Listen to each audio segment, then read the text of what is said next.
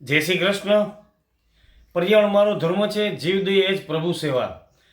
આવતીકાલે એટલે કે તારીખ 7/12/2025 રવિવારે ગાયત્રી શક્તિપીઠ કૃષ્ણનગર સોસાયટીમાં સ્વર્ગસ્થ રમણીકલાલ નરોત્તમદાસભાઈ ગોરડિયા પરિવારની 5મા પુણ્યતિથિ નિમિત્તે ડૉક્ટર શ્વેતાબેન નરેન્દ્રભાઈ ગોરડિયા તથા નરેન્દ્રભાઈ રમણીકભાઈ ગોરડિયા USA અમેરિકા એમના તરફથી ફ્રી ચકલીઓના માળા આપવામાં આવશે આવતીકાલે સવારે 10 વાગ્યાથી બપોરે 1:30 વાગ્યા સુધી.